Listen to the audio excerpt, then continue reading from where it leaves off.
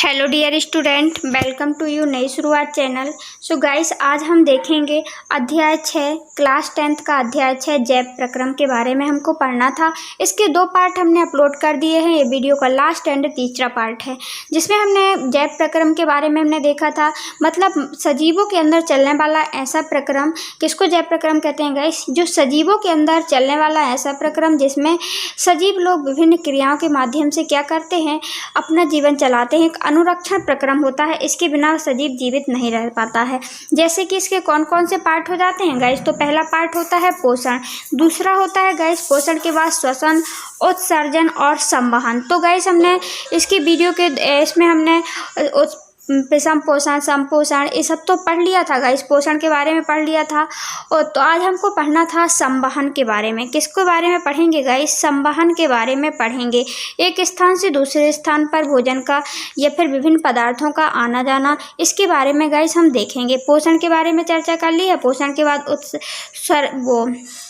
श्वसन के बारे में भी हमने पढ़ लिया है। आज हम संवहन देखेंगे और संवहन के साथ ही गाइस उत्सर्जन देखेंगे। रेस्पिरेटरी सिस्टम विभिन्न जीवों में कैसे होता है। वहन क्या होता है गाइस? वहन, मानव में वहन देखते हैं मतलब एक स्थान से दूसरे स्थान तक जो हमने भोजन किया, भोजन का जो पाचन हुआ या फिर जो हमें ऑक्सीजन मिली गाइस फेफड़ों में, तो या कूपिका में गाइस जो हमने ऑक्सीजन को ली, उसके लिए हमें कूपिकावास के लिए ऑक्सीजन की ज़रूरत नहीं थी, क्योंकि हमने देखा था हमारी पूरी बॉडी में जो सेल्स हैं उन सबके लिए ऑक्सीजन की आवश्यकता होती है। उनको एनर्जी, वो लोग उसी की अवस्था में कोशिकीय श्वसन होता है।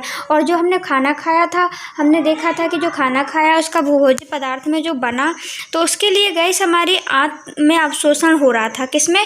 हमने देखा था छोटी आंत उसको अवशोषित कर लेती है। तो ओनली आंत के लिए भोजन की आवश्यकता नहीं होती है, वो हमारी पूरी बॉडी के लिए आवश्यकता होती है। तो एक वहन तंत्र के द्वारा ही क्या होता है, सभी जो भोज्य पदार्थ हैं, जो ऊर्जा है, वो एक स्थान से दूसरे स्थान पर जा पाती है। तो आगे देखते हैं। देखिए, पिछले अनुभाग में हम देख चुके हैं कि रुधिर भोजन, ऑक्सीजन तथा वर्ज्य पदार्थ का हमारे शरीर में वहन करता है। हमारे शरीर में एक स्थान से दूसरे स्थान जाता है। रुधिर है, भोजन है, ऑक्सीजन है, और जो खराब पदार्थ गाइस हैं, जैसे कि जो हमने भोजन लिया उससे भी हमें कुछ अपशिष्ट पदार्थ बचते हैं, उनका भी हमें निकालना होता है। एक स्थान से दूसरे स्थान पहुँचाएंगे गाइस, जैसे हमने देखा था। तो कक्षा 9 में हमने सीखा था कि रुधिर एक तरल संयोजी ऊतक है। रुधिर में एक तरल माध्यम होता है जिसे प्लाज्मा कहते हैं गाइस। तो रुधिर में क्या होता है? एक संयोजी ऊतक है जिसमें प्लाज्मा होता है। इसमें क्या होता है? इसमें कोशिकाएं निलंबित होती हैं। प्लाज्मा भोजन, कार्बन डाइऑक्साइड तथा नाइट्रोजन बद्ध पदार्थों का विलीन रूप में वहन करता है। तो प्लाज्मा क्या करता है गाइस? हमने देखा कि आपको ये बता दें कि जो रुधिर होता है ना गाइस, तो रुधिर में क्या पाया जाता है? एक तो पाया जाता है गाइस प्लाज्मा। क्या पाया जाता है? एक पाया जाता है प्लाज्मा, और दूसरा क्या पाया जाता है गाइस? आरबीसी पाई जाती है। आरबीसी क्या होती हैं? लाल रक्त कणिकाएं, जो हीमोग्लोबिन पाया जाता है, जिससे वो ऑक्सीजन को एक स्थान से दूसरे स्थान ले जाती हैं। एक होती है गाइस डब्ल्यूबीसी, 4 चीज़ पाई जाती हैं। और चौथी होती है गाइस प्लेटलेट्स। क्या पाई जाती हैं? चौथी पाई जाती हैं प्लेटलेट्स। प्लेटलेट्स क्या होती हैं? वो भी हमारे शरीर में जो वो क्या बोलते हैं यार गाइस, जो प्लेटलेट्स होती हैं वो रक्त में यदि हमें कहीं कट जाता है, लग जाता है, तो वहाँ पे खून में थक्का जमाने का कार्य करती हैं। तो हमने क्या देखा? जो प्लाज्मा होता है वो क्या करता है? जो हमने भोजन किया था उसमें कार्बन डाइऑक्साइड, नाइट्रोजन और बद्ध पदार्थों का क्या करता है? एक स्थान से दूसरे स्थान ले जाता है। ऑक्सीजन में जो लाल रुधिर कणिकाएँ होती हैं, मतलब आरबीसी होती हैं, वो कणिकाएँ क्या कहती हैं? वो ऑक्सीजन को, उसमें हीमोग्लोबिन पाया जाता है, और हीमोग्लोबिन क्या करता है? ऑक्सीजन को एक स्थान से, क्योंकि हमारे लिए ऑक्सीजन में पूरे शरीर के लिए ज़रूरत होती है, तो ऑक्सीजन को ले जाती हैं। और गैस और अन्य लवक पदार्थों को भी रुधिर के द्वारा ले जाया जाता है। अतः हम यह पपीयन यंत्र की आवश्यकता होती है, रुधिर पंप की आवश्यकता होती है गाइस। रुधिर क्या होता है? रुधिर ऐसे नहीं चल जाता है, उसके लिए एक पंप की ज़रूरत होती है।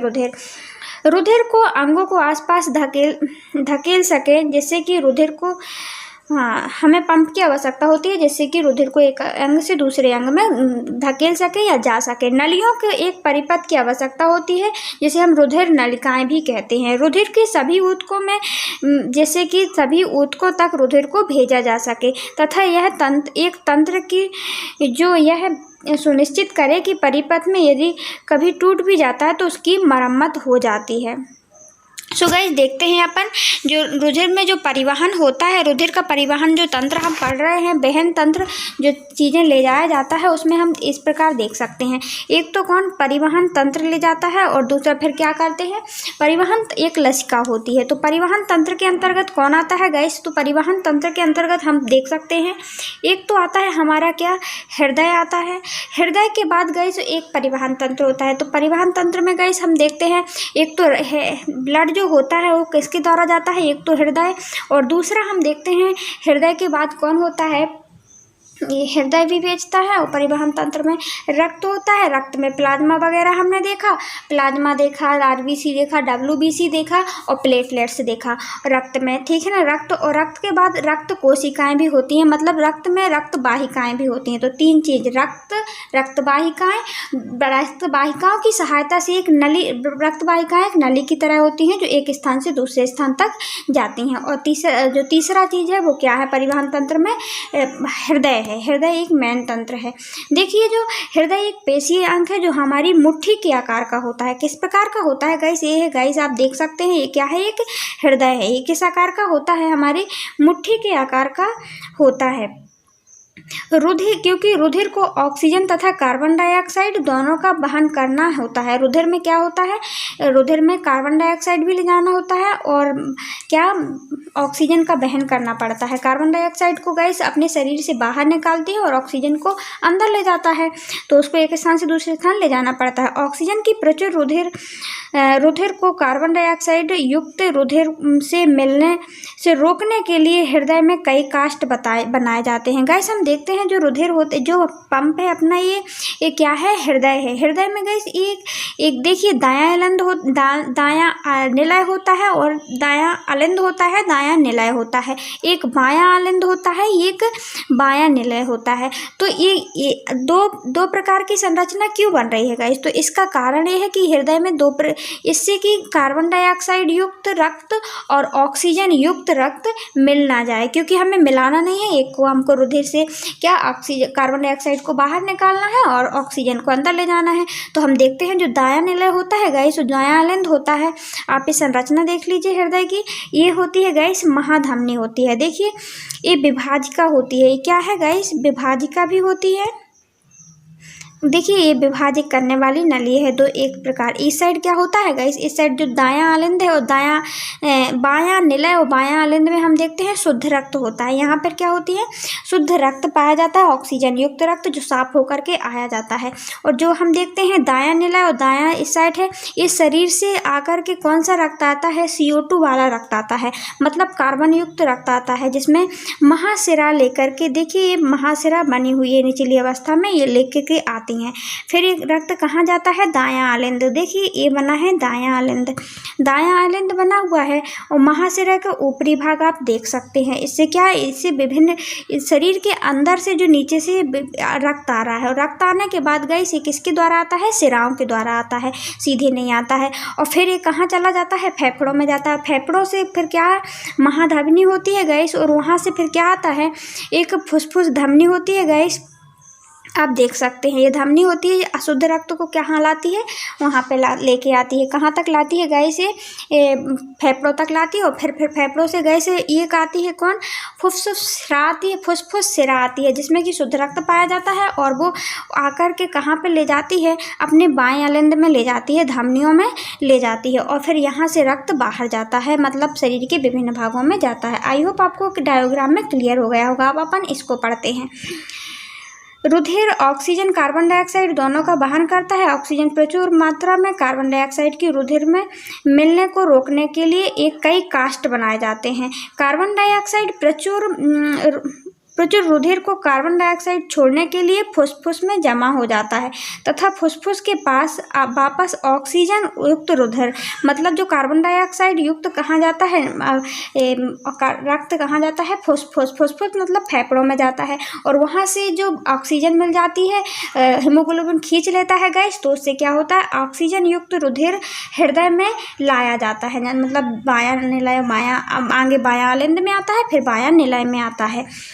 यह ऑक्सीजन प्रचुर रुधिर, जो ऑक्सीजन युक्त रुधिर है उसको कहाँ पे भेज दिया जाता है, तब शरीर के शेष हिस्सों में गाइस उसको भेज दिया जाता है। हम इस प्रक्रम में विभिन्न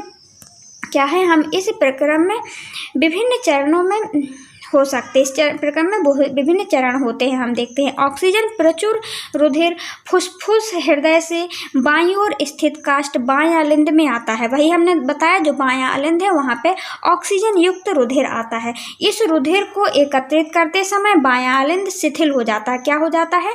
शिथिल हो जाएगा। जब शिथिल हो जाएगा तो वो आसानी से आ जाएगा। जब अगला काष्ठ बायां निलय फैलता है तब यह संकुचित की आवश्यकता होती है। मतलब जैसे गुब्बारे को हम क्या करते हैं, पिचकाते हैं और दबाते हैं गाइस, फूले हुए गुब्बारे को, तो उसी प्रकार एकदम से हवा भर जाती है।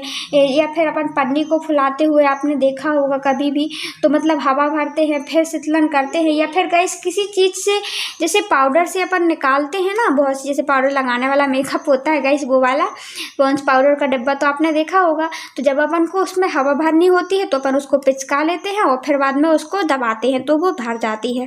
इसी प्रकार जब बायां अलिंद में आता है तो फिर दायां निलय में पहुंच जाता है क्या, ऑक्सीजन युक्त रुधिर इसमें आ जाता है। जैसे ही दायां अलिंद संकुचित होता है तो नीचे वाला संगत कोष्ठ दायां निलय में फैल जाता है। यह रुधिर दाएं निलय में स्थानांतरित कर देता है। जो रुधिर को ऑक्सीजन हेतु अपनी बारी पर फुसफुस इस पंप कर देता है तो अलिंद की अपेक्षा यह निलय कोशिकीय भित्ति मोटी हो जाती है और निलय को पूरे शरीर में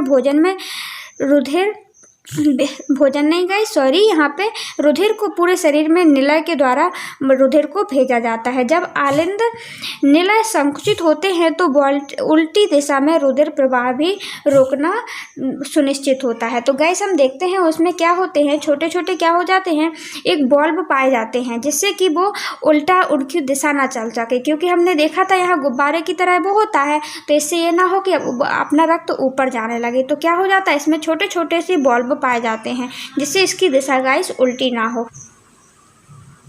फुसफुस से ऑक्सीजन रुधिर में प्रवेश करती है। फुसफुस मतलब होता है गाइस फेफड़ों में। हमने देखा था कि जो ऑक्सीजन है गाइस वो हमें नासिक द्वार के द्वारा, श्वसन तंत्र के द्वारा कहाँ चली जाती है, कूपिकाओं में चली जाती है। कूपिकाओं मतलब कि एक फेफड़ों में चली जाती है और फेफड़ों में जाकर के गाइस क्या होता है, उस ऑक्सीजन को वो कैसे अपने रुधिर में प्रवेश करती है।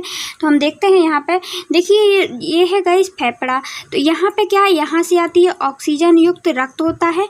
क्या होता है, हम आगे से देख लेते हैं सर्कुलेट सिस्टम में क्या होता है। जो परिवहन तंत्र है गाइस, तो उसमें एक महाधमनी होती है।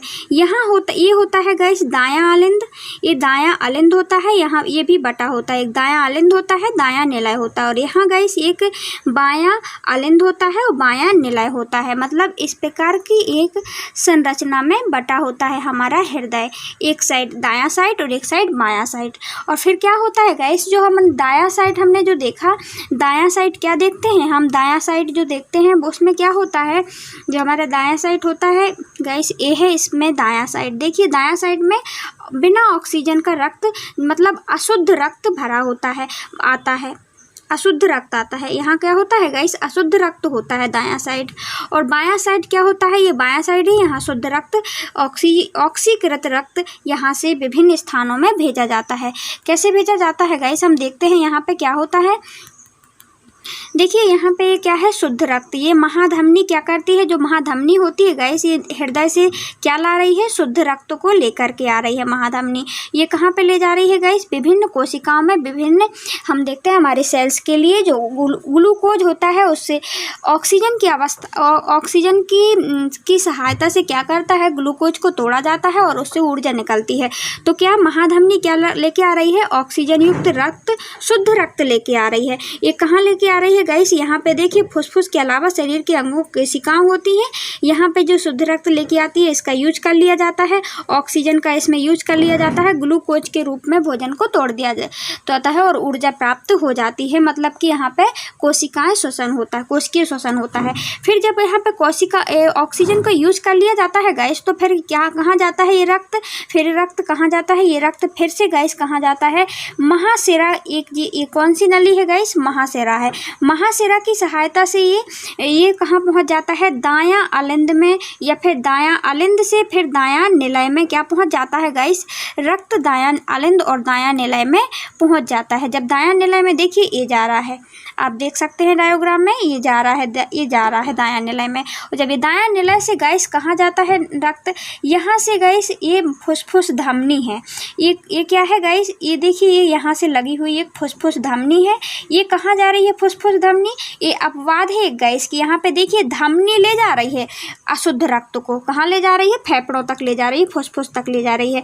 जबकि धमनियाँ क्या करती हैं, देखिए ये महाधमनी है, ये क्या कर रही थी, यहाँ पे शुद्ध रक्त को ले जा रही है, लेकिन यहाँ पे ये वाली धमनी क्या ले जा रही है, जो फुसफुस धमनी है गाइस, जहाँ पे फुसफुस आता है वो क्या उल्टा हो जाता है, वहाँ पे फुसफुस धमनी कहाँ ले जाती है, अशुद्ध रक्त को फेफड़ों तक ले जाती है। और जब फेफड़ों में क्या होता है गाइस, शुद्ध ऑक्सीजन होती है, वहाँ से रक्त में क्या मिल जाती है, हीमोग्लोबिन पाया जाता है, जो कि हीमोग्लोबिन क्या करता है, ऑक्सीजन को खींच लेता है, रक्त में मिल जाती है। जब यहाँ पे गाइस क्या हुआ, रक्त में ऑक्सीजन मिल जाती है। जब रक्त में ऑक्सीजन मिल जाती है तो यहाँ से कौन लेके आता है इसको, देखिए यहाँ पे सिरा लेके आ रही है, यहाँ का जस्ट उल्टा हो गया। क्यों, क्योंकि हम देखा था जो शुद्ध रक्त है उसको कौन लेके आता है गाइस, धमनी लेके आती है, लेकिन यहाँ पे सिरा लेके आ रही है।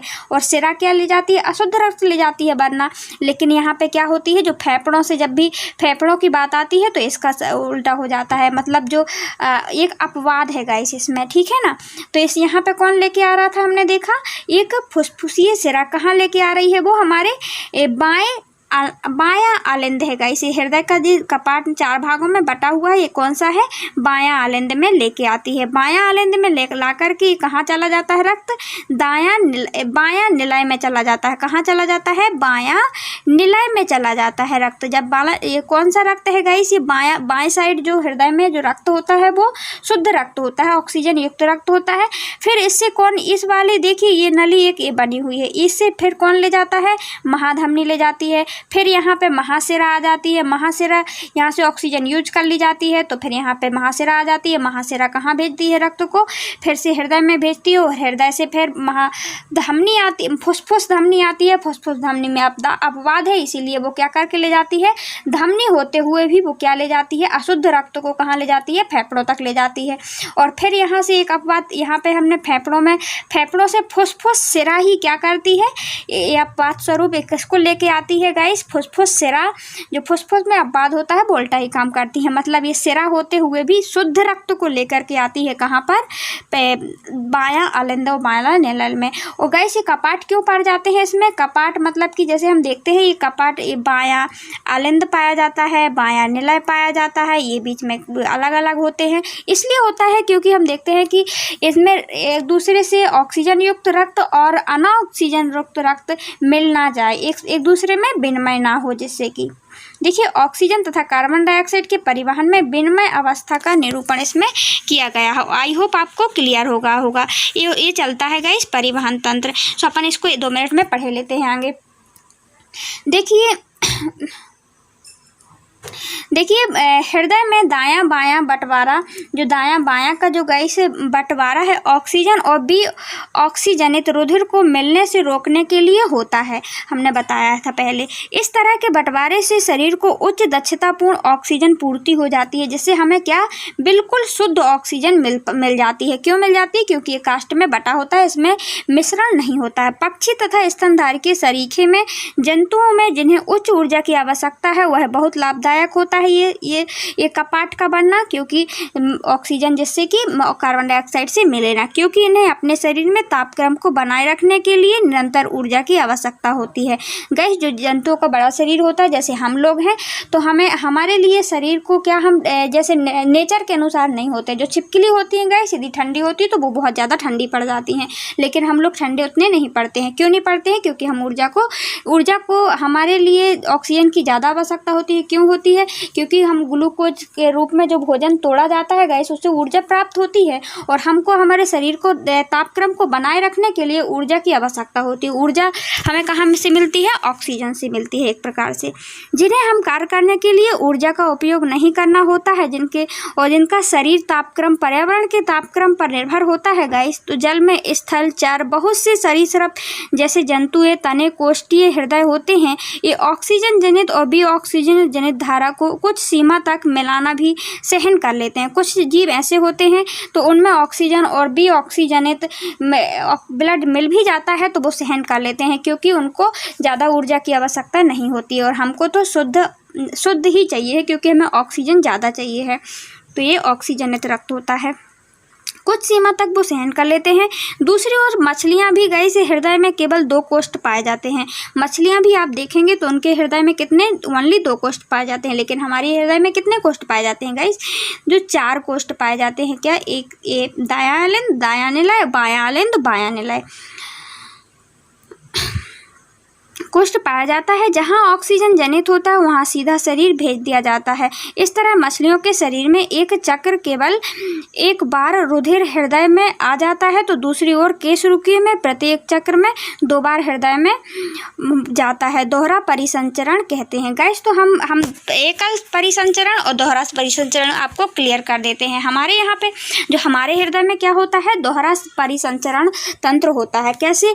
एक बार गाइस ये आया कहाँ पे? हृदय में आया बिना ऑक्सीजन वाला रक्त, यहाँ से गया ये फेफड़ों में। जब यहाँ पे ऑक्सीजन युक्त रक्त हो गया तो उसको सीधे चला जाना चाहिए विभिन्न शरीर में, लेकिन हमारे अंदर 2 बार गाइस फिर से हृदय में आता है।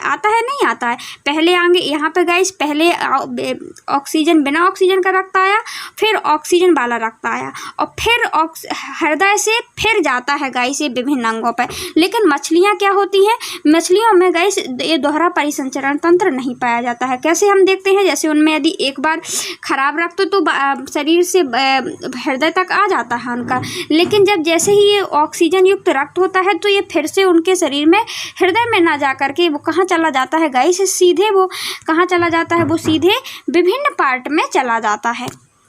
तो इसको हम एकल परिसंचरण तंत्र भी कहते हैं। आई होप आपको क्लियर हो गया होगा। देखिए नलिकाएं या रुधिर वाहिकाएं, हमने बोला था जो नलिकाएं होती हैं, जो रक्त होता है गैस वो ऐसे ही शरीर में नहीं घूमता रहता है। वो रक्त होता है जो विभिन्न पदार्थों को लेकर के जाता है, ऑक्सीजन वगैरह को जो होता है, और जो हमने भोजन खाया था, जो हमारा भोजन क्या हो रहा था, अवशोषण हो गया था, ग्लूकोज बन गया था, ऊर्जा मिल रही थी, तो वो ऐसे ही नहीं लेके चला जाता। या जो रुधिर, तो उसके लिए नलिकाओं की आवश्यकता होती है। किसकी आवश्यकता होती है? नलिकाएं होती हैं, एक पाइप की तरह नलिकाएं बनी होती हैं। धमनियों में बेशरीर रुधिर वाहिका है जो रुधिर को हृदय से के शरीर के विभिन्न भागों तक ले जाती हैं। हमने क्या देखा था गाइस उस परिसंचरण तंत्र में? जो रुधिर होता है उसको कौन ले जाता है? शुद्ध रक्त को कौन ले जाता है? महाधमनी ले जाती है। आप ध्यान रखना, जो हाथी होता है गाइस बहुत बड़ा होता है, वो धम धम की आवाज़ होती है उसके चलने में। हम आप एक ट्रिक बता रहे हैं, उसके चलने में क्या होती है गाइस? जहाँ पार पड़ता है तो धम धम की आवाज़ होती है, मतलब वो शुद्ध काम करता है। शुद्ध काम करता है तो मतलब जो धमनी होती है गाइस वो क्या करती है? शुद्ध रक्त ले जाती हैं। और जो शिराएं होती हैं वो अशुद्ध रक्त होती हैं। लेकिन कहीं कहीं अपवाद हो जाता है। कब अपवाद होता है? जब फेफड़े की ओर रक्त जाना होता है तो इसका काम जस्ट उल्टा हो जाता है। तो जो धमनी होती है जब फेफड़े में ले जाती हैं रक्त को, तो वो क्या करती हैं? वो कौन ले जाता है? धमनी, मतलब फेफड़ों को तो धमनी लेके जाती हैं अशुद्ध रक्त को। और जब गाइस फेफड़े से जब हम शुद्ध रक्त हृदय में लाते हैं, जब फेफड़े का काम आता है गाइस, तो वहाँ बिल्कुल उल्टा हो जाता है। तो क्या होता है? वहाँ से सिरा लेके आती हैं शुद्ध रक्त को, और शरीर के विभिन्न भागों में जाना होता है तो वहाँ पे सीधा होता है। कैसे सीधा होता है? शरीर से जो शुद्ध रक्त, जो हृदय से शुद्ध रक्त कौन लेके आता है गाइस विभिन्न शरीर के विभिन्न भागों में?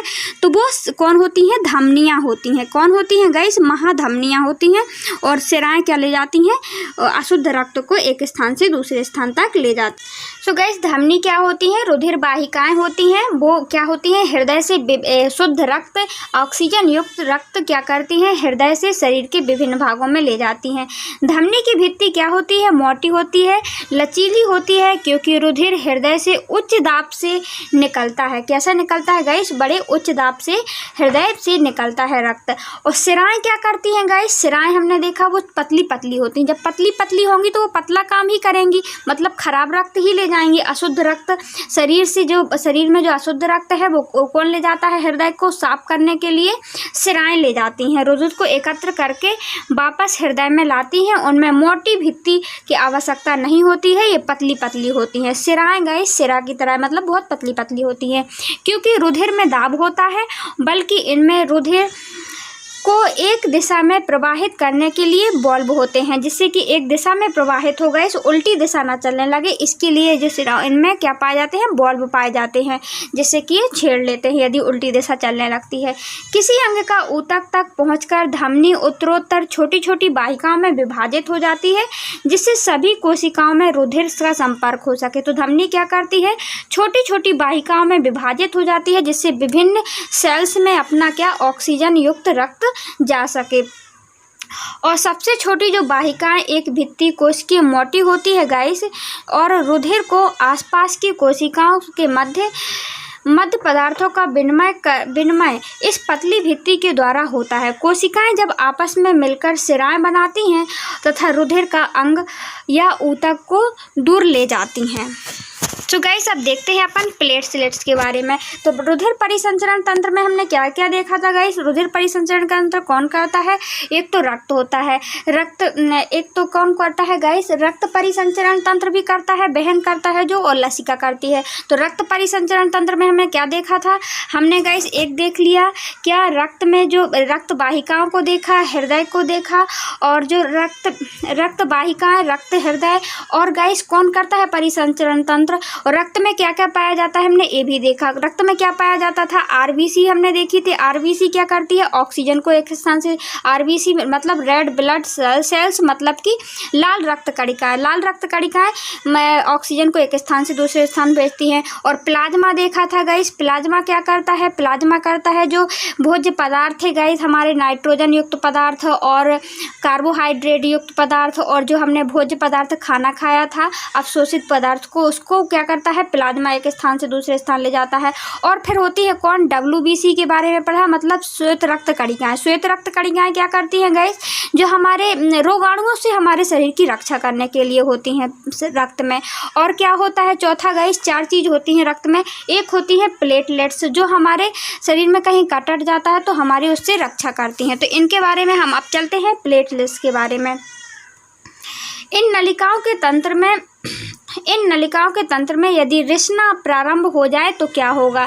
यदि आप देखिए जो नलिकाएं के जो तंत्र हैं गाइस, जो नलिकाएं चलती हैं और नलिकाओं के माध्यम से शरीर में एक स्थान से दूसरे स्थान तक अपना रक्त चला जाता है। और यदि कभी कभी क्या हो जाता है, ये नलिकाएं टूट जाती हैं, ये रिसना प्रारंभ हो जाए, तो इस स्थिति में विचार कीजिए कि रक्त तो निकलना बाहर हो जाएगा, चालू हो जाए, और रक्त स्त्राव होने लगेगा, और तंत्र से रुधिर में हानि और प्राकृतिक रूप से कम होनी चाहिए। हम देखते हैं कि रक्त हमारे लिए बहुत ज़रूरी है, इसकी हानि हमें ज़्यादा नहीं होनी चाहिए। यदि ज़्यादा होती है तो इंसान की दाई भी हो जाती है, मृत्यु भी हो जाती है। इसके अतिरिक्त रक्त स्त्राव के दाव में कमी आ जाएगी,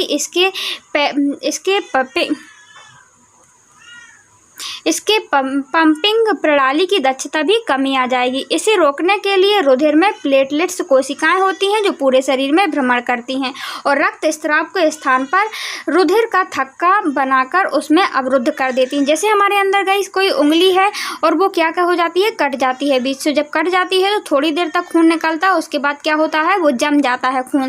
तो यदि ये ना जमे गाइस तो कभी एक्सीडेंट हो जाता है तो इंसान का तो पूरा रक्त निकल जाएगा, क्योंकि रक्त वाहिकाओं के द्वारा रक्त आ रहा था और वो तो क्रिया चल रही थी और वो तो निकलता ही रहेगा, लेकिन ये जमा देती हैं और वहाँ पे उसका निकलना अवरुद्ध कर देती हैं।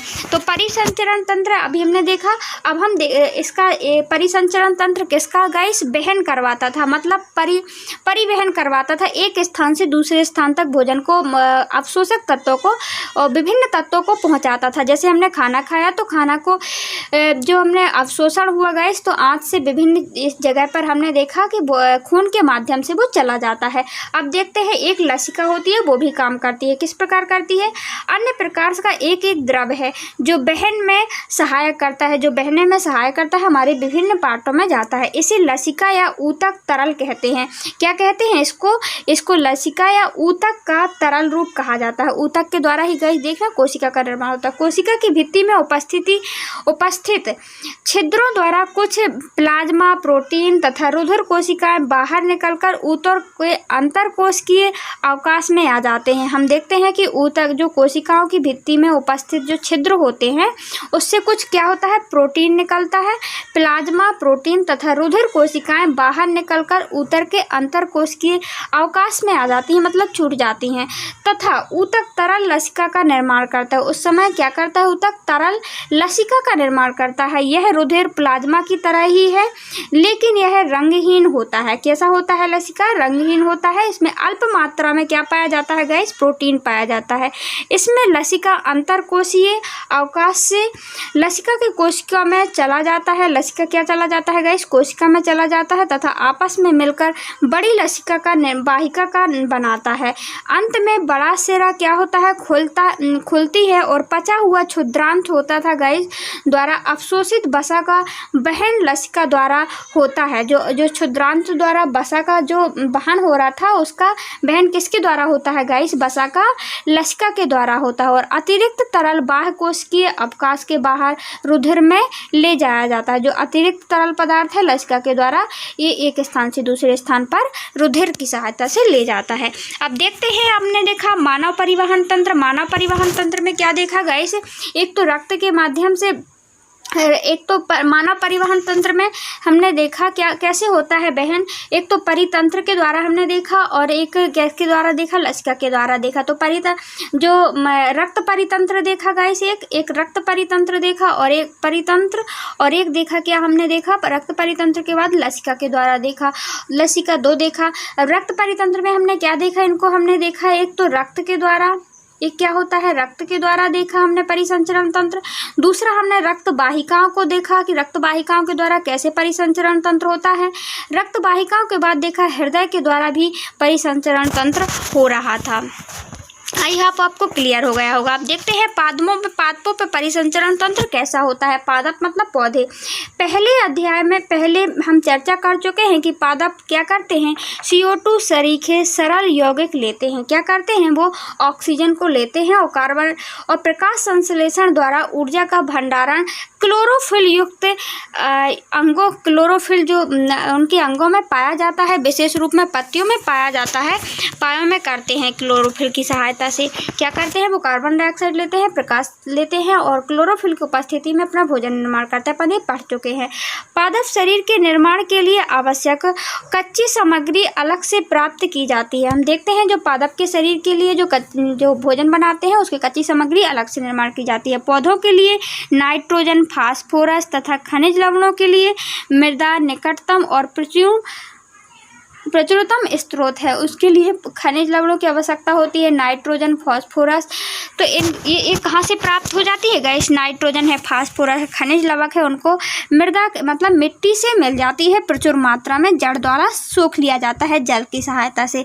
इसलिए इन पदार्थों का अवशोषण जड़ों द्वारा होता है और मृदा के संपर्क में रहते किया जाता है। मृदा के जैसे हमने एक पौधा बनाया गाइस, इसमें क्या था, ये पौधा है, पौधा में क्या करते हैं, मिट्टी से क्या कर लेती हैं इनकी जड़ें, ये जड़ें क्या करती हैं गाइस, ये जड़ें क्या करती हैं, इनकी मिट्टी से अवशोषण करती हैं। किसका? जल का अवशोषण करती हैं। उसमें नाइट्रोजन, फास्फोरस, खनिज लवणों का अवशोषण कर लिया जाता है। यदि मृदा संपर्क वाले अंगों में क्लोरोफिल युक्त अंगों से दूरी बहुत कम है तो ऊर्जा कच्ची सामग्री पादप शरीर के सभी भागों में आसानी से विस्तृत हो जाती है। जैसे हम देखते हैं छोटा सा प्लांट है गाइस, तो उसमें वो आसानी से क्या कर लेता है, मृदा से विभिन्न जो सामग्री है, जो गाइस जो पौधा है यदि छोटा सा है तो उसमें क्या वो आसानी से इनको ग्रहण कर, जैसे ही ये नाइट्रोजन युक्त नाइट्रोजन और फास्फोरस और जो जल वगैरह लिया तो उनको क्या कर लेता है, आसानी से वो ले लेगा। और यदि पौधा गाइस बहुत बड़ा है जैसे इस प्रकार, तो वो पूरे में विसरण या संचरण नहीं कर पाएगा ऐसे ही बिना उसके लिए भी एक विशेष अंग की आवश्यकता होती है क्योंकि पौधा बड़ा है। यदि छोटा है तो वो क्लोरोफिल से ले लेगा, मतलब तना में भी क्लोरोफिल पाया जाता है, जो ग्रीन पार्ट होता है उसमें क्लोरोफिल होता है।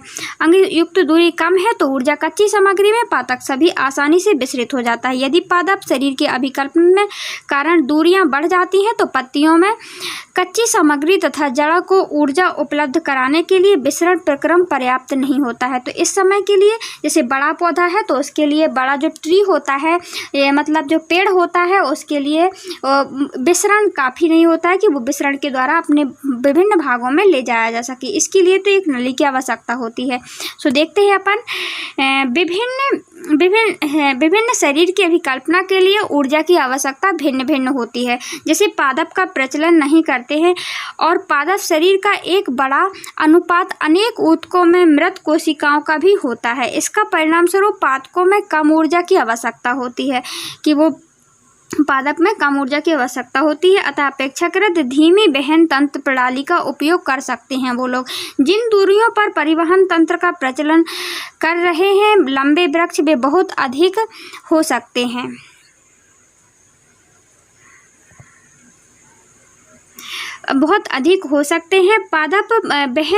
पादप वहन तंत्र पत्तियों से भंडारित ऊर्जा पदार्थ तथा जड़ों में कच्ची सामग्री का वहन करेगा। ये दो पथ स्वतंत्र संगठित चालक नलिकाओं से निर्मित हैं। एक जाइलम है जो मृदा से प्राप्त खनिज जल लवणों को वहन करता है। दूसरा है फ्लोएम जो पत्तियों में जहां प्रकाश संश्लेषण के उत्पाद संश्लेषित होते हैं पौधों के अन्य भागों तक वहन कर देता है। हम इन ऊतकों की संरचना विस्तार से कक्षा 9 में पढ़ चुके हैं। सो गाइस इसमें क्या बताया गया है हम आगे आपको बता देते हैं। देखिए गाइस इसमें बताया गया है जैसे बड़ा पौधा है तो उसमें विसरण की प्रक्रिया क्या होती है, धीमी होती है और उसमें आसानी से विसरण नहीं हो पाता है। और जो छोटा पौधा है विसरण मतलब कि उसमें जो मिट्टी होती है, यहाँ पे गाइस मिट्टी है, यहाँ पे जड़ें हैं और ये जड़ें क्या कर लेती हैं अपने खनिज लवक जल को क्या कर लेती हैं अपनी ओर आकर्षित करती हैं। खनिज लवक है, जल है, नाइट्रोजन पदार्थ हैं तो ये क्या करती हैं अपनी ओर खिंचाव कर लेती हैं। और छोटे पौधे होते हैं तो ये क्या कर लेती हैं, ये विभिन्न भागों में आसानी से इनको ट्रांसफ़र कर देती हैं पत्तियों में। और लेकिन जब ये इनके लिए भी क्योंकि प्रकाश संश्लेषण जब पत्तियाँ भोजन बनाती हैं तो उनके लिए जल की आवश्यकता होती है, तो उनको एक स्थान नहीं अपने पूरे स्थान में भेजना रहता है। तो वो इसके लिए गाइस जो जल भेजती हैं गाइस, जो जल पत्तियाँ जो जड़ें भेजती हैं तो वो कौन से मार्ग के दौर के द्वारा बोलती हैं, देखिए जल से आप रखना याद रखना, जल से क्या बनता है जाइलम। तो ये मार्ग क्या है, इसको क्या कहते हैं, जिससे जल भेजा जाता है उसको क्या कहते हैं गाइस, उसको जाइलम कहा जाता है। क्या कहा जाता है उसको, जाइलम, उसको जाइलम कहा जाता है। और जिससे गाइस वो जैसे बहुत से पेड़ क्या करते हैं, उनकी जड़ों में क्या बनाते हैं गाइस, भोजन को एकत्रित किए रहते हैं। क्या करते हैं, जड़ों में भोजन को एकत्रित करते हैं। जड़ों को भोजन को जब विभिन्न पार्टों में भेजा जाता है तो वो किसके माध्यम से, या फिर कहीं भी भोजन बनता है जैसे यहाँ पे फ्रूट के रूप में गाइस भोजन बना हुआ है इसका, तो वो क्या करती हैं गाइस ये भोजन सब जगह कैसे भेजती हैं, तो गाइस वो एक नलिका होती है जिसको फूड भेजती हैं, जिसको हम फूड बोलते हैं इंग्लिश में। फूड किसके द्वारा भेजती हैं, फ्लोएम के द्वारा, फूड से फ्लोएम या फिर फल से फ्लोएम। आई होप आपको क्लियर हो गया होगा। देखिए जल परिवहन हम देखते हैं पादपों में। जाइलम ऊतक के जड़ों, तनों, पत्तियों, वाहिनियों तथा वाहिकाएं आपस में जुड़कर जल संवहन वाहिकाओं का एक सतह जाल बनाती हैं। क्या बनाती हैं गाइस, जाइलम का एक जाल बना लेती हैं। क्या बनाती हैं, पत्तियां जो होती हैं, तने होते हैं, वो वाहिकाओं से जाइलम का क्या बना लेती हैं, एक जाल बना लेती हैं, जिससे जड़ों से क्या विभिन्न पार्टों में क्या विभिन्न जो पौधों के विभिन्न पार्ट हैं उनमें क्या पहुँच सके, जल पहुँच सके, सभी भागों में संबंध होता है। जड़ों में कोशिकाएं मृदा के संपर्क में होती हैं, यह सक्रिय रूप से आयन प्राप्त करती हैं। यह जड़ मृदा के आयन सांद्रण में अंतर उत्पन्न करता है। इस अंतर को समाप्त करने के लिए मृदा जड़ में प्रवेश कर जाती है। इसका अर्थ है कि जल अनवरत गति से जड़ में जाइलम में जाता है और जल के स्तंभ का निर्माण करता है जो लगातार ऊपर की ओर धकेलता रहता है। हम देखते हैं जब ऊपर की ओर जल जाता रहता है, जो हम आमतौर पर पादप की ऊंचाई देखते हैं, यह दाब जल में वहां तक पहुंचाने के लिए स्वयं में पर्याप्त होती है। हम देखते हैं हैं। ये प्रक्रिया गाइस एक प्रक्रिया चलती है जिसके द्वारा विभिन्न जो जाइलम होता है वो विभिन्न भागों में क्या करता है, पादप के विभिन्न भागों में जल को पहुंचाता है। पादप जाइलम के द्वारा सबसे ऊंचाई के बिंदु तक जल पहुंचाने में क्या होता है, युक्त होता है, वो पहुंचा सकता है।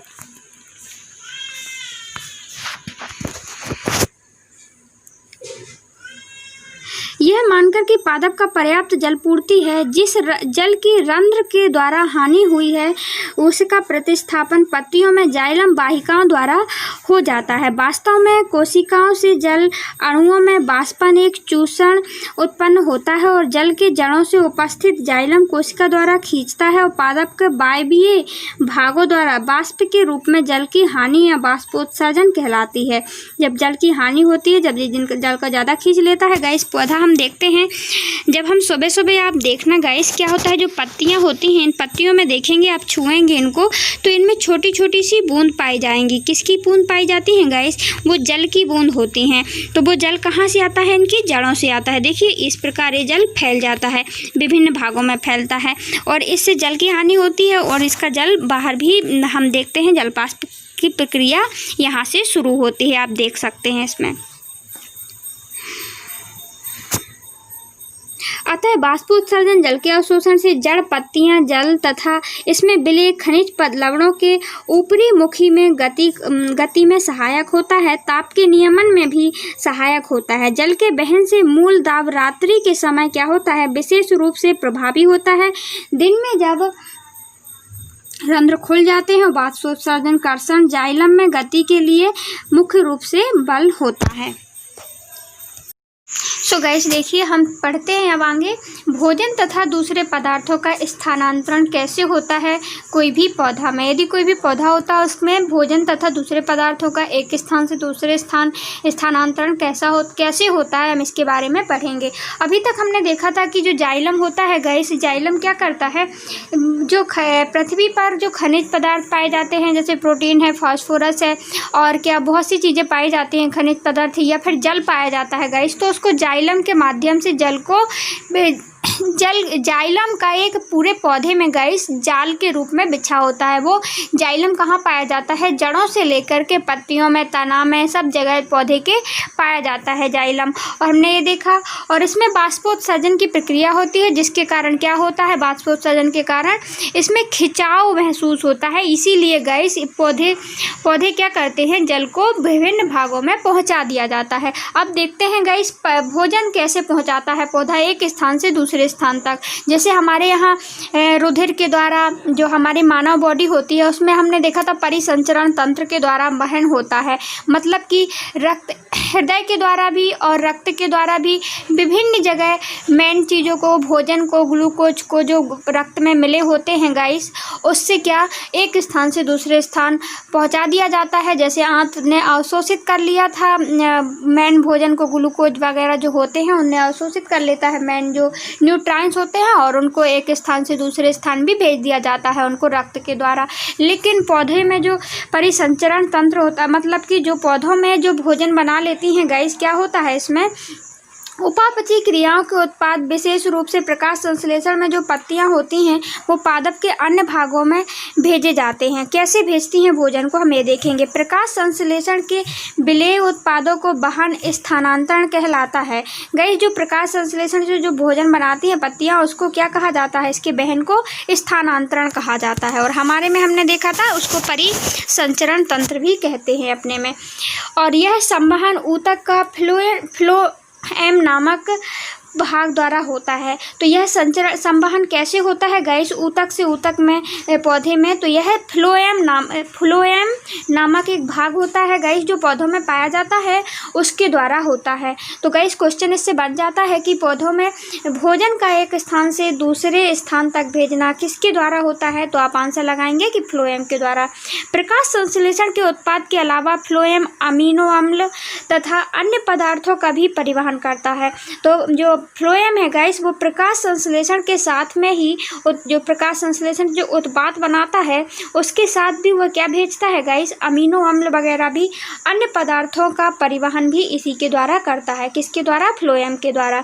और जल का तो हमने बता दिया, जो जल में खनिज लवण होते हैं मिले होते हैं उसको जाइलम के द्वारा। और जो खाना का मतलब फूड का फ्लोएम, फूड से फ्लोएम, या फिर जो उत्पाद फल बनाता है गाइस उसको विभिन्न भागों में फ्लोएम के द्वारा भेजता है। ये पदार्थ विशेष रूप से जड़ में भंडारण, अंगों में, फलों में, बीज में वृद्धि वाले भागों में ले जाए जाते हैं। तो गाइस जो अपन ने यहाँ पे देखा क्या बना रहे हैं ये लोग, जो उत्पाद बना रहे हैं इनका भंडारण कहाँ पे होता है? ज़्यादातर हम देखते हैं विभिन्न अंगों में होता है। जैसे फलों में जो भोजन बन जाता है गाइस, जो पौधा क्या करता है, जो भोजन बनाता है उसमें क्या देखा हमने, जो विभिन्न जगह पे ये फैले हुए रहते हैं। और फ्लोएम क्या करता है, जैसे फल में फैला है, पत्तियों, जहाँ भी कहीं कहीं हम देखते हैं जड़ों में, किसी किसी की जड़ों में क्या होता है, फूड स्टोर होता है किसी पौधे की, और किसी पौधे में, फलों में होता है, बीजों में होता है। तो विभिन्न अंगों में उसको फल को पौधे को ले जाना पड़ता है क्या, भोजन के रूप में, तब तो वो सभी जगह जाता है गाइस। अन्य पदार्थों का स्थानांतरण कोशिकाओं की सहायता से नलिका में ऊपरी मुखी तथा अधोमुखी दोनों सिराओं से होता है। इसमें कैसे होता है गाइस, एक स्थान से दूसरे स्थान संवहन? तो हमने देखा कि इसमें कोशिकाओं की सहायता से ऊपरी मुखी से अधोमुखी की दोनों दिशा की ओर होता है। मतलब जैसे यदि कोई पौधा है गाइस, आप देख लीजिए ये गाइस क्या है, एक पौधा है, ये पौधा है, इसमें जो फ्लोएम है कहीं भी होता है गाइस। यदि देखते हैं हम कि फ्लोएम पौधे में फल के रूप में है तो कैसे आएगा, ये ऐसे आएगा, ऐसे आएगा, पूरे में, ये पूरे में आता है, पूरे में चला जाता है। इसका स्थानांतरण गाइस ऊपर से नीचे की ओर, और नीचे से यदि नीचे इसका भोजन रखा हुआ है जड़ में तो क्या होगा, ऊपर की ओर भी जाएगा। इस प्रकार ये पूरे में चला जाता है, ऊपर से नीचे, नीचे से ऊपर, किसी भी ओर जा सकता है। लेकिन जाइलम क्या होता है, ओनली ऊपर जाता है। जाइलम द्वारा परिवहन जिसे सामान्य भौतिक बल द्वारा समझाया जाता है, इसे विपरीत ही फ्लोएम द्वारा स्थानांतरण होता है, जो ऊर्जा के उपयोग से पूरा होता है। सो गाइस यदि क्वेश्चन आ जाता है कि फ्लोएम में जो भोजन का स्थानांतरण होता है पौधे में, किसका, फ्लोएम की सहायता से जो पौधे में क्या हो रहा था, भोजन का स्थानांतरण होता है, तो क्या इससे ऊर्जा लगती है कि नहीं लगती है? तो गाइस आपका उत्तर होगा कि हाँ, इसमें ऊर्जा लगती है। लेकिन जो जाइलम होता था उससे यदि जब जल ले जाया जाता था एक स्थान से दूसरे स्थान तो उसमें ऊर्जा का खर्चा नहीं होता था। इसमें एटीपी के रूप में गाइस ऊर्जा लगती है, क्योंकि इसमें यह ऊतक परासरण दाब द्वारा बढ़ा जाता है। परासरण दाब के बारे में आपने पढ़ा होगा, कम सांद्रता अधिक सांद्रता से कम सांद्रता की ओर इसमें जाते हैं कोई भी खनिज पदार्थ, जिसमें जल का प्रवेश कर जाता है। इसमें भी गाइस जैसे ही भोजन बनाती है तो इसमें क्या होता है, जैसे ये जल का इसमें भी प्रवेश कर दिया जाता है जाइलम के द्वारा, उसमें जल चला जाता है। और फिर जहाँ दाब कम हो जाता है तो फ्लोएम के पादप की आवश्यकता के अनुसार पदार्थों का स्थानांतरण हो जाता है। जहाँ कम होते हैं गाइस पदार्थ, मतलब जैसे भोजन ला रहे हैं, जहाँ नीचे पे कम है तो उसी ओर भागता है, हम देखते हैं। और इसी प्रकार उदाहरण के लिए बसंत में जड़ें, तने, ऊतकों में भंडारित शर्करा स्थानांतरण कलिकाओं में होता है, जिसे वृद्धि के लिए ऊर्जा की आवश्यकता होती है। आई होप आपको क्लियर हो गया होगा। सो गाइस देखिए, जो फ्लोएम होता है, फ्लोएम की सहायता से कोई भी पदार्थ कैसे आ रहा है। ये मान लीजिए आप, ये क्या है, ये एक प्रकार से फल है, फूड है, भोजन को विभिन्न भागों में किस प्रकार जा रहा है, ये जा रहा है इस प्रकार जा कर के गाइस ये जाइलम है। क्या है ये, जो ये इस साइड जाइलम है, जिससे क्या जा रहा था, पानी जा रहा था। तो ये पानी क्या हो जाता है, इसमें मिल जाता है, और फिर बाद में ये इस साइड, फिर जब यहाँ आता है तो ये जहाँ पे कम होता है गाइस भोजन, वो सोर जाता है। और इसकी कोई दिशा नहीं होती गाइस, भोजन को कभी जड़ में भी होता है तो जड़ से किस ओर जाता है गाइस, ये ऊपर की ओर भी जा सकता है। आई होप आपको क्लियर हो गया होगा। देखिए आगे देखते हैं। तो तो इस प्रकार स्थानांतरण होता है पौधों में भोजन का। सो गाइस देखिए यहाँ पे क्या लिखा है, मानव में वहन तंत्र के घटक कौन से हैं, इन घटकों के क्या कार्य हैं। सो गाइस मानव में हम देखते हैं जो वहन तंत्र का घटक है वो क्या है। मानव में वहन तंत्र का घटक में अपन देख सकते हैं कि जो किसके द्वारा वहन होता है, अपना भोजन जो होता है, जो ग्लूकोज के रूप में हमें मिल जाता है भोजन, विभिन्न अमीनो अम्ल, ग्लूकोज, ग्लिसरॉल जो वसा का बन जाता है, हमने यहाँ तक देखा था। तो इसका विभिन्न पार्टों में कैसे जाता है अपना भोजन, वहन कैसे होता है। तो गाइस हम देख सकते हैं कि इसमें क्या होता है, इसमें हमारा एक तो हृदय होता है, जो रक्त में मिल जाता है भोजन, वो अपना मेन भोजन, और वो विभिन्न स्थानों पर क्या हो जाता है, चला जाता है रक्त के द्वारा। फिर कहाँ जाता है, हृदय में जाता है। हृदय से क्या होता है, परिसंचरण तंत्र होता है, और रक्त से होता है, रक्त से विभिन्न स्थानों पर पहुँच जाता है, रक्त वाहिकाएँ होती हैं। तो ये गाइस घटक हुए। देखिए क्वेश्चन नंबर 2, स्तनधारी पक्षियों में ऑक्सीजन बी ऑक्सीजन जनित रुधिर अलग क्यों आवश्यक करना अलग क्यों है।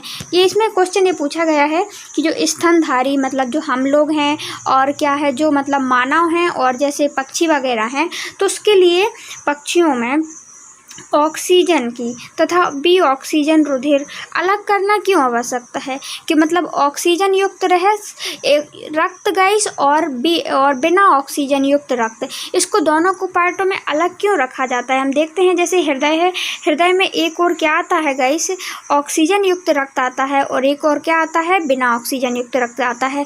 जैसे इस और गाइस जो बायां साइड होता है वहाँ पे शुद्ध फेफड़ों से शुद्ध होकर के रक्त आ जाता है, और ये मिल ना सके इसीलिए कास्ट बनाए जाते हैं, जिससे बिना ऑक्सीजन का रक्त और ऑक्सीजन का रक्त एक दूसरे से मिल ना जाए। तो ऐसा क्यों होता है, क्योंकि गाइस हम लोगों को ऊर्जा की ज़्यादा आवश्यकता होती है, किसकी, ग्लूकोज के विखंडन के लिए। जो ग्लूकोज गाइस जो कोशिकाएं होती हैं, जो उससे ग्लूकोज जो हमने खाना के रूप में पोषक तत्वों के रूप में लिया है, तो उसके विखंडन के लिए किसकी ज़रूरत होती है गाइस, तो ऑक्सीजन की ज़रूरत होती है। और जब ऑक्सीजन की ज़रूरत होगी तो हमें खून से ऑक्सीजन मिल जाती है, क्योंकि ऑक्सीजन मिली होती है। तो गाइस हमें ऑक्सीजन की ज़्यादा ज़रूरत पड़ती है, इसीलिए क्या होता है, हमें ऑक्सीजन की ज़्यादा ज़रूरत पड़ने के कारण ऑक्सीजन युक्त और बिना ऑक्सीजन युक्त अलग रक्त रखा जाता है। देखिए क्वेश्चन नंबर 3 क्या है, उच्च संगठित पादप वहन तंत्र घटक क्या हैं। सो गाइस देखिए जैसे पादप हमने देखा था, पेड़ में किसके द्वारा वहन होता है, विभिन्न घटकों का। वहन तंत्र के घटक क्या हैं, तो गाइस जो हम देखते हैं क्या है, उसमें फ्लोएम और जाइलम होता है। जाइलम क्या पहुंचाता है, जल को विभिन्न भागों में पहुंचाता है, और फ्लोएम फूड को मतलब कि भोजन को पहुंचाता है। और देखिए 4th क्वेश्चन, पादप में जल तथा खनिज का वहन कैसे होता है। तो जल तथा खनिज का वहन हम देखते हैं परासरण प्रक्रिया के कारण क्या हो जाता है, जाइलम और फ्लोएम के द्वारा। क्वेश्चन नंबर 5 देखिए, पादप में भोजन का स्थानांतरण कैसे होता है। तो पादप में भोजन का स्थानांतरण कहीं भी भोजन होता है तो फ्लोएम के माध्यम से ऊपर से नीचे क्या हो जाता है, वो एक स्थान से दूसरे स्थान की ओर चला जाता है। आई होप आपको क्लियर हो गया होगा। देखिए क्वेश्चन अपन चलते हैं उत्सर्जन तंत्र की ओर। सो गाइस हमने अभी इनको शॉर्ट में बता दिया है इन आंसरों को, और हम इसको क्या करेंगे, क्वेश्चन आंसर को अलग से चैप्टर वाइज क्वेश्चन आंसर की वीडियो बना करके आपको डाल देंगे। जैसे पादप में खनिज लवण का पोषण कैसे होता है, तो मतलब कि केशिका परासरण प्रक्रिया होती है जिसमें जाइलम के तहत क्या हो जाता है, विभिन्न भागों में पहुँच जाता है। और क्या होता है, बाष्पोत्सर्जन होता है। बाष्पोत्सर्जन के कारण क्या होता है, खिंचाव होता है, और खिंचाव के कारण ही भोजन एक स्थान से दूसरे स्थान जाता है। तो गाइस हम देखेंगे क्या उत्सर्जन क्या है। उत्सर्जन किसे कहते हैं, उत्सर्जन क्या है, कौन कौन से जीव कैसे उत्सर्जन करते हैं, उसके बारे में पढ़ेंगे। मतलब खराब पदार्थों से अपने शरीर से बाहर निकालना, जो खराब पदार्थ होते हैं जो सजीवों के अंदर, उनको बाहर निकालना ही क्या कहलाता है गाइस, जो वो कहलाता है उत्सर्जन। ये भी जैव प्रक्रम का एक अंग है। जैसे जैव प्रक्रम में हमने क्या क्या देखा था गाइस, जैव प्रक्रम में हमने देखा सबसे पहले पोषण के बाद क्या देखा गया, श्वसन, जिसको पोषण भी एक पाचन तंत्र के द्वारा होता था। किसके द्वारा, पाचन तंत्र के द्वारा। और पाचन तंत्र के बाद हमने क्या देखा, श्वसन देखा। श्वसन करते हैं जो प्रक्रम में आता है, सजीवों के प्रक्रम में आता है। तो श्वसन में हमने देखा श्वसन तंत्र। अब देखते हैं गाइस श्वसन तंत्र के बाद हमने क्या देखा गाइस, अब देखते हैं उत्सर्जन किसके द्वारा होता है, उत्सर्जन तंत्र के बारे में देखेंगे। और भी हमने इनके मतलब पोषण के बारे में और 2-3 चीज़ों के बारे में वैसे ही अपन ने चर्चा कर ली है। तो गाइस उत्सर्जन देखते हैं। देखिए यहाँ पे क्या लिखा है, हम चर्चा कर चुके हैं कि मानव हो या फिर जीव जो होते हैं प्रकाश संश्लेषण तथा श्वसन जनित बद्ध पदार्थों से कैसे छुटकारा पाते हैं। अन्य उपापचयी क्रियाओं में जनित जो उपापचयी क्रियाएं मतलब बिना पचा हुआ जो बहुत सी चीज़ें होती हैं जो खराब होती हैं गाइस, तो और नाइट्रोजन जनित युक्त पदार्थों का निकालना आवश्यक है। जो हमारे शरीर में उपापचयी क्रियाओं में जो नाइट्रोजन युक्त गैस जो पदार्थ होते हैं उनको बाहर निकालना बहुत ज़रूरी होता है, क्योंकि वो हमारे शरीर के लिए क्या होते हैं, हानिकारक होते हैं। वह जैव प्रक्रम जिसमें हानिकारक उपापचयी बज्र पदार्थों को निष्कासन होता है उसको ही हम क्या कहते हैं, उत्सर्जन कहते हैं। सो गाइस आप देख सकते हो उत्सर्जन किसे कहते हैं, वह जैव प्रक्रम जो भी जैव सजीवों में प्रक्रम चलता है गाइस जिससे वो जीवित रह पाते हैं, जैसे खाना, श्वसन करना, पोषण करना, और क्या है श्वसन करना, पोषण करना, उत्सर्जन करना। तो वह प्रक्रम जिसमें क्या होता है, हानिकारक पदार्थों को, हानिकारक बज्र पदार्थों को निकाला जाता है शरीर को, उसको ही हम क्या कहेंगे, उत्सर्जन करेंगे, उत्सर्जन कहते हैं। उत्सर्जन करना, निकालना, इसके द्वारा जैसे हम मानव में पसीनों के द्वारा भी बहुत सारे पदार्थ निकल जाते हैं। पसीना निकलना बहुत ज़रूरी होता है, वो अपने हानिकारक पदार्थों को निकाल देता है। यूरिया मतलब मूत्र, और क्या होता है, किडनी से निकल जाता है। और दूसरा हम देखते हैं कि CO2 का निकलना, गैस जो कार्बन डाइऑक्साइड का बाहर निकालना बहुत ही ज़रूरी होता है। ये हानिकारक पदार्थ होते हैं हमारे प्रक्रम में, इनका निकलना बहुत ज़रूरी होता है। आगे अपन देखते हैं विभिन्न जंतुओं में गाइस इसके लिए विविध युक्तियां करते हैं। ये उत्सर्जन के लिए विभिन्न जंतुओं में अलग अलग क्या होता है, युक्तियां करते हैं निकालने के लिए। जो एक कोश के जीव होते हैं वो अपशिष्ट को शरीर की सतह से ही जल में विसर्जित कर देते हैं, जैसा कि हम अन्य प्रक्रम में देख चुके हैं। जो जटिल कोश के जीव होते हैं इसके लिए पूरा विशिष्ट अंग का उपयोग किया जाता है। जैसे जो बहुकोश के जीव हैं उसके लिए एक उत्सर्जन तंत्र की ज़रूरत पड़ेगी। किसकी ज़रूरत पड़ेगी, उत्सर्जन तंत्र की ज़रूरत पड़ेगी। लेकिन जो एक कोश के जीव होते हैं, जो अमीबा वगैरह, उनके लिए गाइस पाचन तंत्र की भी ज़रूरत नहीं पड़ती है। वो क्या सीधे प्रकृति के संपर्क में होते हैं और वो क्या कर देते हैं, वो जो खराब पदार्थ होता है उनको सतह में ला करके छोड़ देते हैं और वो उत्सर्जन हो जाता है उनका। गाइस हम देखते हैं मानव उत्सर्जन तंत्र। मानव में उत्सर्जन करने के लिए एक तंत्र की ज़रूरत होती है, जैसे उत्सर्जन तंत्र की ज़रूरत होती है। सो गाइस देखिए मानव में उत्सर्जन तंत्र एक जोड़ा वृक्क, एक मूत्रवाहिनी, एक मूत्राशय, एक मूत्रमार्ग होता है। वृक्क उदर की रीढ़ हड्डी के दोनों ओर स्थित होते हैं। वृक्क में मूत्र बनने के बाद मूत्रवाहिनियों में होता है और मूत्राशय में आ जाता है मूत्रवाहिनियों के द्वारा। यहाँ तब एकत्र रहता है जब तक मूत्र मार्ग से यह निकल नहीं जाता। मूत्र किस प्रकार तैयार होता है, मूत्र बनने के क्या उद्देश्य हैं, इसमें बज्र पदार्थों को छानकर बाहर करना, फुसफुस में CO2 का रुधिर से अलग हो जाना, जबकि नाइट्रोजनी बज्र पदार्थों जैसे यूरिया, यूरिक अम्ल वृक्क में रुधिर से अलग कर लिए जाते हैं। यह कोई आश्चर्य की बात नहीं है कि वृक्क में आधारी निस्पंदन एकाक फुसफुस की तरह ही बहुत पतली भित्ति वाले रुधिर कोशिकाओं का एक गुच्छ पाया जाता है होता है। वृक्क में प्रत्येक कोशिका गुच्छ एक नलिका के कप के आकार का सिरे के अंदर होता है। यह जो नलिका होती है यह छने हुए मूत्र को एकत्र करती है और प्रत्येक वृक्क में इसे अनेक निस्पंदन एकाक, इन्हें वृक्काणु कहते हैं। ये यहाँ पे जो किडनी की संरचना बताई गई है जिसमें वृक्काणु होते हैं गाइस, उससे क्या होता है, छानने का काम होता है। गाइस इसको हम पढ़ लेते हैं फिर डायग्राम में समझाने की कोशिश करेंगे। जो आपस में निकटता के पैक रहते हैं। प्रारंभिक निस्पंदन में कुछ पदार्थ जैसे ग्लूकोज, अमीनो अम्ल, लवण प्रचुर मात्रा में जल में रहते हैं। जैसे जैसे मूत्र इस नलिका में प्रवाहित होता है इन पदार्थों को चयित पुनरावशोषण हो जाता है, मतलब फिर से अवशोषण कर लिया जाता है। पुनरावशोषण शरीर से उपलब्ध अतिरिक्त जल की मात्रा तथा कितना विलेय बज्र पदार्थ उत्सर्जित करना है इस पर निर्भर करता है। प्रत्येक वृक्क बनाने वाला मूत्र एक लंबी नलिका मूत्रवाहिनी में प्रवेश करती है जो वृक्क में मूत्राशय से जोड़ती है। मूत्राशय में मूत्र भंडारित रहता है जब तक कि फैले हुए मूत्राशय का दाब मूत्र मार्ग से उसे बाहर न कर दे। मूत्राशय पेशीय होता है अतः यह तंत्रिका तंत्र में है। इसकी चर्चा हम कर चुके हैं। परिणाम स्वरूप हम यहाँ मूत्र निकासी नियंत्रित कर लेते हैं। सो गाइस हमने यहाँ पे क्या देखा, उत्सर्जन तंत्र के बारे में देखा। तो मानव में उत्सर्जन तंत्र कहाँ से होता है गाइस, तो एक तो होता है कहाँ से, किडनी से होता है, मतलब वृक्क के द्वारा होता है। तो गाइस ये वृक्क बनाया गया है कि कैसे, यहाँ से यूरिया, मतलब जो हमने देखा था अभी किसमें, जो अपन ने भोजन का अवशोषण किया गाइस, उसमें क्या था, अमीनो अम्ल था। अमीनो अम्ल के साथ ग्लूकोज भी मिला था। ग्लूकोज के साथ में क्या था, ग्लिसरॉल था, जो कि वसा से बना था। ये तो हमारे लिए उपयोगी है, लेकिन इसमें गाइस कुछ नाइट्रोजन युक्त पदार्थ भी मिल जाते हैं जो हानिकारक होते हैं, और इन पदार्थों को बाहर निकालना होता है। तो इसके लिए क्या होता है, देखिए ये है गाइस, ये किडनी बोलते हैं अपन इसको, या फिर इसको वृक्क बोलते हैं। क्या बोलते हैं, ये गाइस क्या है, ये बाईं धमनी के द्वारा, यहाँ पे आप देख सकते हैं इसको, ये क्या है, बाईं धमनी है। ये जो पाइप टाइप का लगा है, ये बायां वृक्क है। इसी प्रकार दायां वृक्क होता है, दाईं धमनी होती है। ठीक है, आई होप आपको क्लियर होगा। जैसे देखिए इसमें क्या है, ये कि सिरा के रूप में लगी हुई है। ये गाइस कौन है, ये गाइस महाधमनी है। इसके द्वारा क्या आता है, रक्त आता है।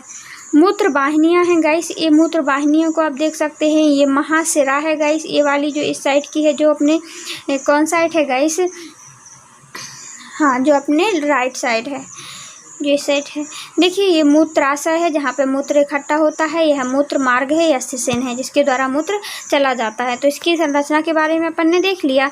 फिर इसके बाद क्या होता है, यहाँ पे देखिए आप, ये है, यहाँ पे क्या होता है, कोशिका गुच्छ पाया जाता है। क्या पाया जाता है गाइस, यहाँ पे कोशिका गुच्छ के बारे में हम देख सकते हैं। क्या है, कोशिका गुच्छ। यहाँ पे क्या होता है, यहाँ पे बुमेन सैम्पुट भी है, ये है, और ये यहाँ पे वृक्क धमनी है, शाखा है। यहाँ पे क्या है, जिसको हम ग्लामेरुलस भी बोलते हैं। इससे क्या होता है गाइस, यहाँ पे धमनियों के माध्यम से अशुद्ध रक्त आता है, और जब अशुद्ध रक्त आता है तो यहाँ पे क्या है, वृक्काणु का भाग होता है। बहुत सारे जो किडनी होती है गाइस, ये कैसी होती है, सेम के बीच के आकार की होती है। 2 किडनी होती हैं मानव शरीर में, और ये क्या करती हैं, रक्त को छानने का काम करती है। मतलब जो खराब रक्त है उसको क्या करने का काम करती है, छानने का काम करती है। जैसे ही वृक्क धमनी की शाखा से क्या आता है, रक्त आता है, तो इसमें बोमेन संपुट में जाता है। क्या है, बोमेन संपुट में जाता है। यहाँ पे क्या होता है, ग्लामेरुलस होता है। फिर इस प्रकार ये जाते हुए सिरा से क्या करता है, यहाँ पे वृक्क धमनी में पहुँच जाता है। यहाँ पे क्या हो जाता है, इनमें गाइस नेफ्रॉन बहुत ज़्यादा पाए जाते हैं। क्या पाए जाते हैं गाइस, नेफ्रॉन बहुत ज़्यादा पाए जाते हैं। और जब नेफ्रॉन बहुत ज़्यादा पाए जाते हैं तो इनसे क्या होता है, छन्ने का काम होता है। क्या करता है, ये छाने का काम करते हैं। जिस प्रकार रक्त को छन्नी छानती है, उसी प्रकार गाइस इसमें बहुत सारे हजारों नेफ्रॉन पाए जाते हैं, वृक्काणु पाए जाते हैं इन नलिकाओं में। सो गाइस ये फिर आता है रक्त कहाँ, नलिकाओं में आता है। नलिकाओं से गाइस बहुत सारी चीज़ें छन जाती हैं, इसमें अच्छी अच्छी चीज़ें भी। देखिए यहाँ पे वृक्क धमनियों में क्या होता है, इनमें मूत्र आ जाता है। मतलब कि बहुत सारी चीज़ें, जैसे कि हमने देखा कि इसमें ग्लूकोज भी चला जाता है गाइस, छन कर के ग्लूकोज भी चला जाता है, अमीनो अम्ल भी चला जाता है, यूरिया भी चला जाता है, पानी भी चला जाता है। तो इसमें गाइस हमने देखा था कि हमें तो क्या करना है, ये ग्लूकोज तो हमारे शरीर के लिए ज़रूरत है, अमीनो अम्ल की ज़रूरत होती है, पानी की होती है, कुछ मात्रा में पानी की नहीं होती है गाइस। तो जो जितनी ज़्यादा नहीं होती है तो उसको बाहर निकाल दिया जाता है। तो इसमें क्या हमने देखा कि इसमें लवण भी प्रचुर मात्रा में होता है। तो हमें यदि ये निकल जाएंगे तो हमारी मौत ना हो जाएगी। यही तो हमको क्या करना, यही तो हमको चाहिए है। इनसे गाइस पानी खराब पदार्थ बस निकालना है।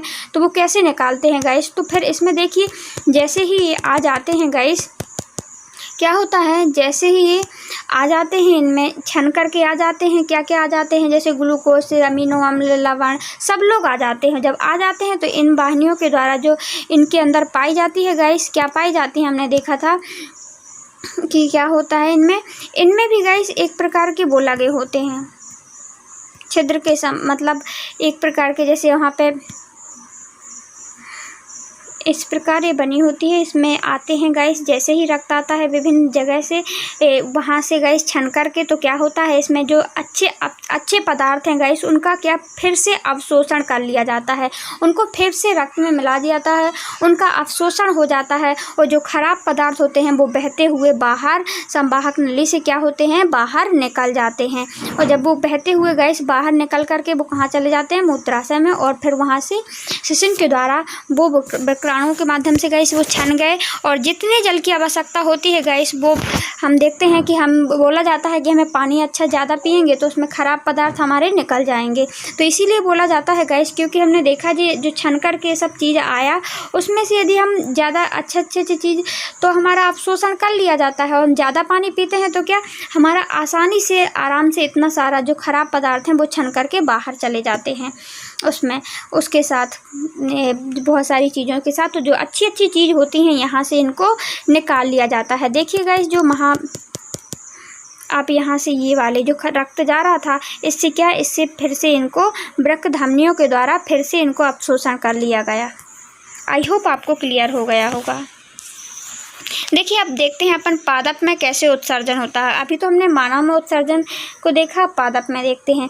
पादप उत्सर्जन के लिए जंतुओं से बिल्कुल भिन्न युक्तियाँ प्रयुक्त करते हैं। पादप युक्त उत्सर्जन के लिए अलग से क्या करते हैं, बिल्कुल भिन्न युक्तियाँ उत्पन्न करते हैं। प्रकाश संश्लेषण में जनित ऑक्सीजन भी अपशिष्ट उत्पादक कहा जाता है। जो गैस प्रकाश संश्लेषण में क्रिया में गैस जो ऑक्सीजन जाती है गैस उनमें किसमें जो ऑक्सीजन निकलती है जो पौधों से गैस, तो उसमें क्या उसके लिए ऑक्सीजन की ज़रूरत नहीं होती है पौधों को तो क्या चाहिए, CO2 चाहिए, और मानव के लिए क्या चाहिए, ऑक्सीजन चाहिए।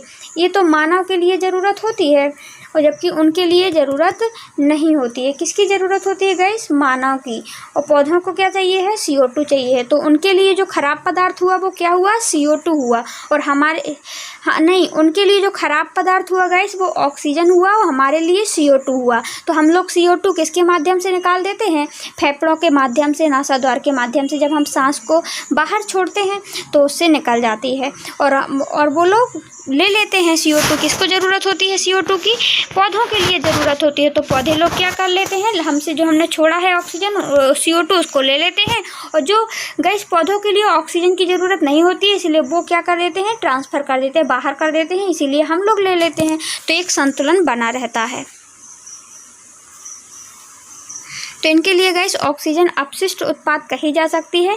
पहले हम चर्चा कर चुके हैं कि पौधे ऑक्सीजन तथा कार्बन डाइऑक्साइड के साथ कैसा व्यवहार करते हैं। वे अतिरिक्त जल से बाष्पोत्सर्जन द्वारा छुटकारा पा सकते हैं। तो वो किसके द्वारा निकालते हैं गैस, तो जो बाष्पोत्सर्जन होता है उससे वो अतिरिक्त जल को भी निकालते हैं कि नहीं निकालते, जो उनमें एक्स्ट्रा जल होता है। तो बाष्पोत्सर्जन मतलब कि हम सुबह सुबह देखते हैं तो सुबह पत्तियों में क्या होता है गैस, सुबह जब देखते हैं तो पत्तियों में क्या होता है, छोटी सी ट्रिंकल बूंद होती हैं गैस पानी की। तो वो बाष्पोत्सर्जन है, उसके द्वारा वो खराब पदार्थों को भी निकाल सकते हैं, उनमें खिंचाव पैदा हो जाता है वातावरण से। तो गैस हम देखते हैं पादपों में बहुत ऊतक मृत कोशिकाओं के बने होते हैं। जो गैस पादप होते हैं, जो पौधे होते हैं, उनमें जो बहुत से ऊतक होते हैं वो किसके बने होते हैं, मृत कोशिकाओं के बने होते हैं। वे कुछ भाग जैसे कि पत्तियों का क्षय भी कर सकते हैं। पत्तियों से क्षय भी, जैसे हम देखते हैं पत्तियां टूट कर क्या होती हैं, गिर जाती हैं। बहुत से पादप अपशिष्ट उत्पादक कोशिका रिक्तिका में संचित करके रखते हैं। पौधों में गिरने वाली पत्तियों में भी अपशिष्ट उत्पाद संचित रहते हैं। जो गैस जो पौधों में गिरने वाली पत्तियां होती हैं गैस, जैसे पत्तियां गिरती रहती हैं पेड़ के नीचे, आपने देखा होगा, तो उसमें क्या होता है, बहुत से उसमें जो पत्तियां जो गिर गई हैं उनमें ख़राब पत्तियां ही गिरती हैं, मतलब जैसे पीले कलर की हो जाती हैं वही गिरती हैं। तो उनमें क्या होता है, अपशिष्ट उत्पाद होता है, खराब उत्पाद होता है, जो पौधों से गिरने के कारण वो गिर जाता है, निकल जाता है। अन्य अपशिष्ट उत्पाद को रेजिन गोंद के रूप में विशेष रूप से जाइलम में संचित रहते हैं। पादप में कुछ पदार्थों को आपस में मृदा में ही उत्सर्जित कर दिया जाता है। तो पादप का उत्सर्जन तंत्र में हमने क्या देखा, एक तो वो बाष्पोत्सर्जन के द्वारा, जब बाष्प को उत्सर्जन करते हैं तो हम देखते हैं वो पानी छोड़ती हैं पत्तियाँ, तो वो कहाँ निकल जाता है, पानी के रूप में बाहर निकल गया। दूसरा हम क्या देखते हैं, एक तो बाष्पोत्सर्जन हो गया, दूसरा क्या हो गया, जो पत्तियाँ होती हैं गाइस, तो पत्तियाँ वो हमेशा नहीं रहती हैं, कुछ समय के बाद गिर जाती हैं, तो उनमें जो गिरी हुई पत्तियों में अपशिष्ट उत्पाद भी गिरा देती हैं उसके साथ। और कुछ पदार्थ क्या हो जाते हैं वहीं पे, मतलब कि वो सीधे तौर पर ज़मीन पर ही अपशिष्ट को त्याग देती हैं। आई होप आपको क्लियर हो गया होगा। देखिए विक्राणु और नेफ्रॉन की क्रियाविधि बताइए। तो विक्राणु जो नेफ्रॉन होते हैं गाइस, उसमें हम क्या देखा था हमने, जो विक्राणु या नेफ्रॉन होते हैं वो छानने का काम करते हैं। कार्यात्मक और संरचनात्मक इकाई है क्या, वृक्क है जो। सो गाइस देखिए सेकंड क्वेश्चन क्या है, उत्सर्जी उत्पाद छुटकारा पाने के लिए पादप किन विधियों का उपयोग करते हैं। तो उत्सर्जन कैसे करते हैं गाइस, तो पहले यदि कार्बन CO ऑक्सीजन निकालना है गाइस, तो वो क्या कर लेते हैं, जैसे प्रकाश संश्लेषण की क्रिया होती है तो पत्तियों में क्या होते हैं गाइस, रंध्र होते हैं, स्टोमाटा होते हैं, मतलब छोटे छोटे छिद्र होते हैं, उनसे वो क्या कर लेती है, CO2 को तो अंदर ले जाती है और उनको अलग कर देती है। दूसरा हमने देखा कि जल कैसे निकालते हैं गाइस, तो बाष्पोत्सर्जन की क्रिया के द्वारा क्या कर देती हैं पत्तियाँ, जल निकालती हैं। बाष्पोत्सर्जन की क्रिया के द्वारा बहुत से अपशिष्ट पदार्थ होते हैं, अतिरिक्त जल को वो बाष्प के द्वारा बाहर निकाल देती हैं। और तीसरा गाइस जो खनिज पदार्थ में अपशिष्ट पदार्थ होते हैं तो वो जो जड़ होती हैं गैस, तो जड़ ही क्या करती हैं, मृदा में ही सीधे छोड़ देती हैं। आई होप आपको क्लियर हो गया होगा। सो गाइस कैसा लगा आपको वीडियो, कमेंट बॉक्स में कमेंट करके अवश्य बताएं। और हम इसका एक निष्कर्ष पार्ट डालेंगे गाइस। निष्कर्ष पार्ट ज़्यादा से ज़्यादा 1 या 1.5 घंटे का होगा और 1.5 घंटे में हम पूरा लेसन एक साथ करवाएंगे। उसमें बहुत अच्छे से एडिटिंग करते हुए करवाएंगे, अपने मन से नोट्स बना करके करवाएंगे, जिससे कि आपको इकट्ठा यदि आप पढ़ते हैं तो बहुत अच्छे से समझ में आ जाए इसी NCERT बुक से। आई होप आपको क्लियर हो गया होगा, लेसन अच्छा समझ में आया होगा। So thanks for watching guys, मिलते हैं निष्कर्ष पार्ट पर। Thank you. इसके क्वेश्चन आंसर भी हम डाल देंगे।